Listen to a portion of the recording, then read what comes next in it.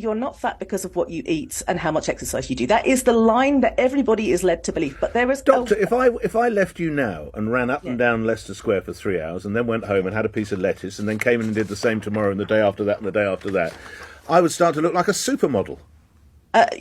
Only for a few months, and then you would stop. In fact, you would start regaining weight within the first year, even if you only ate lettuce and ran around Leicester Square for 3 hours. That is a fact. That is how the body works. The body will always return you to your natural set point weight. Honestly, I didn't really want to touch this one, but I've been sent it too many times to ignore. I've just seen way too many of these videos turn into all kinds of personal attacks. Can we stay on topic and not do this? Please. Seeing two polar opposite viewpoints arguing is great for riling you up and super duper great for media clicks. But all the useful discussions that could have happened kind of get washed away. One person is saying that you can lose weight if you change what you eat and you exercise more. But the other person represents a more fringe view that says, no, how much you weigh is biologically determined and you cannot change that. But what if the truth is somewhere in the middle?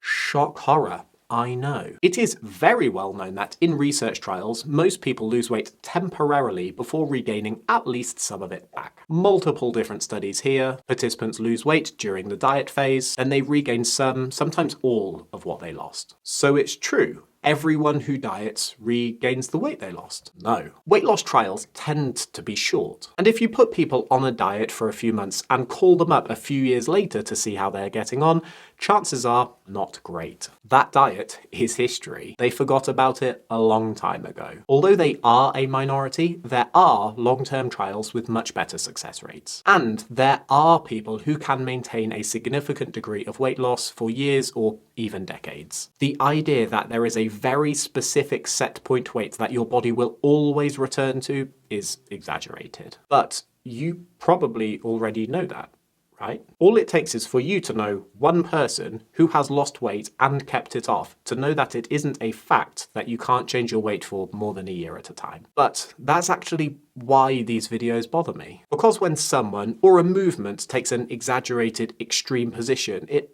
undermines the rest of what they say, which I think is a real shame. Dietary success rates in the long term are notoriously low. There are biological drivers that make weight loss harder for some of you. There are many important reasons that we should talk about these. But implying that you have absolutely zero control over your weight in the long term is a futile position to hold, and it's too easily dismissed. Which honestly is a shame because I love talking about this stuff. So please, can we stop watching two completely opposing viewpoints arguing for the sake of journalistic entertainment and start having the really useful conversations in the middle? If our goal is to actually help people, it doesn't seem like a lot to ask.